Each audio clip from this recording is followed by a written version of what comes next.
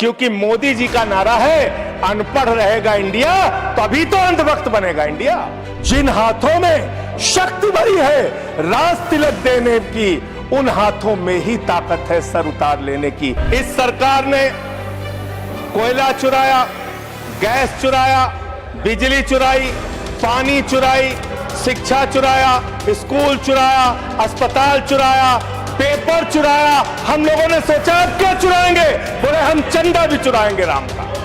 किसान आंदोलन करता है तो खालिस्तानी हो जाता है, मुसलमान आंदोलन करता है तो पाकिस्तानी हो जाता है, नौजवान आंदोलन करता है तो चाइनिस्तानी हो जाता है। नीट पेपर लीक के कारण जिन 21 बच्चों ने आत्महत्या करके अपनी जान दी, उनको सर झुका के नमन करते हुए, श्रद्धांजलि देते हुए अपनी बात शुरू करना चाहता हूं। मैं उन लोगों को भी श्रद्धांजलि देना चाहता हूं जो पिछले 10 साल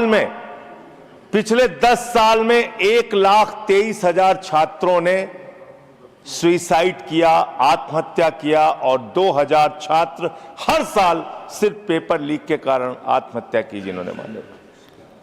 मान्यवर, मैं ये बिल पढ़ रहा था और आपने नीट के पेपर लीक के कारण जब 22 लाख बच्चे प्रभावित हुए तो आपने कहा री एग्जाम कराएंगे।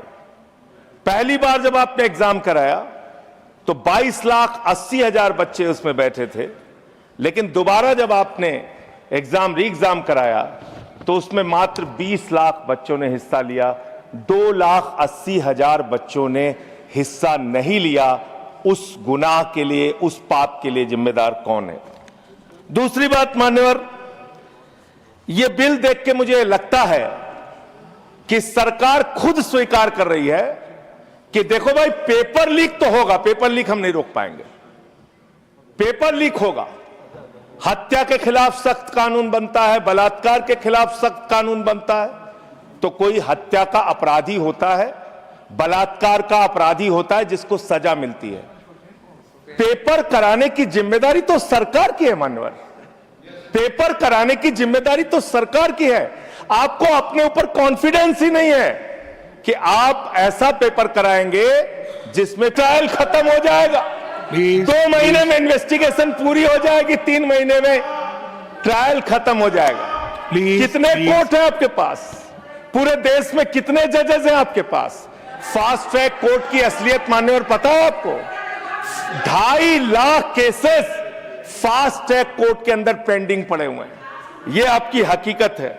फास्ट ट्रैक कोर्ट की हालत यह है, एक लड़की एसिड विक्टिम, शाहीन नाम है उसका, 15 साल तक फास्ट ट्रैक कोर्ट में उसका मुकदमा चला और 15 साल के बाद सारे के सारे आरोपी बरी हो गए।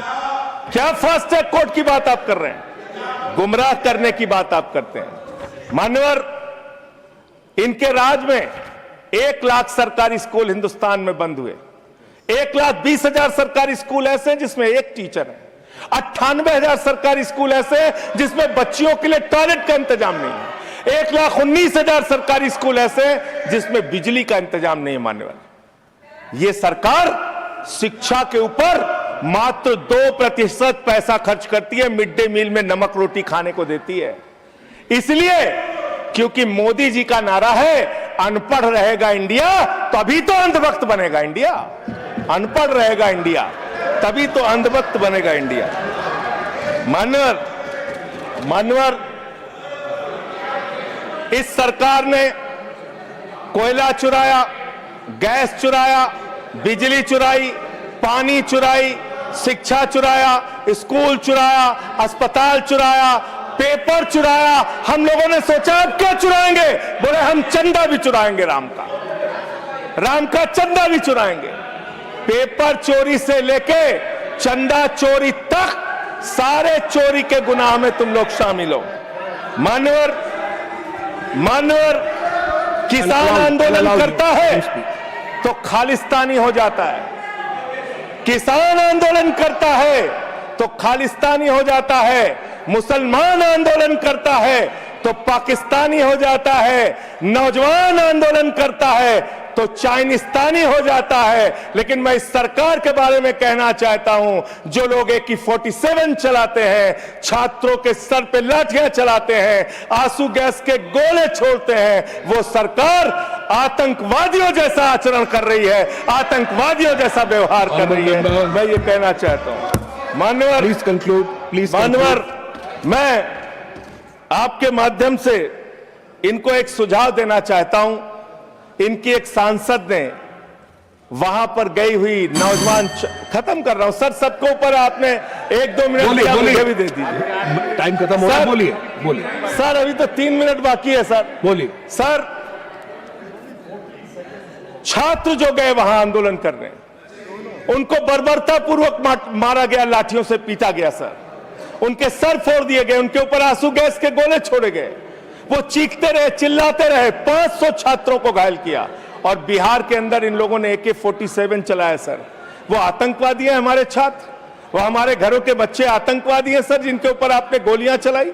और तो और इनकी एक सांसद है मान्यवर, उन्होंने किसान आंदोलन में किसानों को गालियां दी, नौजवानों के आंदोलन में नौजवानों के लिए इतनी भद्दी टिप्पणी की मान्यवर, इस सदन के अंदर मैं कह नहीं सकता मान्यवर। हमारी बच्चियों को यह कहा गया, उनके चरित्र के ऊपर सवाल उठाया गया। मैं निवेदन करना चाहता हूं JP नड्डा जी से, समझाइए अपने उस सांसद को। अभी तो उसको एक थप्पड़ पड़ा, सिर्फ 5 उंगली के निशान पड़े थे। ऐसी बात करोगे, गटर जेनजी को गटर कहोगे, जेनजी को गटर करोगे, तो तुम्हारी सरकार को इस देश का नौजवान, इस देश का जेनजी पकड़ के गटर में डालने का काम करेगा। इसलिए तुम्हारी सरकार को मान्यवर, इसलिए मैं आपसे निवेदन करना चाहता हूं, नौजवानों को गटर जेनजी मत बोलो, तुम्हारी सरकार को उठा के वो गटर में डालने का काम करेंगे। मान्यवर, इसमें ऐसे ऐसे प्रावधान आप लेके आए हैं। माननीय संजय जी, मैं बस खत्म कर रहा हूं। अकेले स्पीकर हैं आप? हाँ, अकेले हैं। अकेले।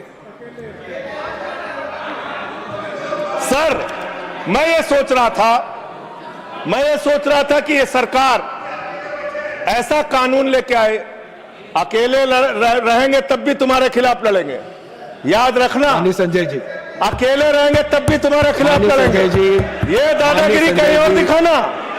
बैठ जाओ, चंदा चोरी करते हो तुम लोग। माननीय तरुण जी, माननीय तरुण जी, प्लीज मूव। माननीय Sanjay ji, address the chair, chair को एड्रेस करें, एड्रेस द चेयर।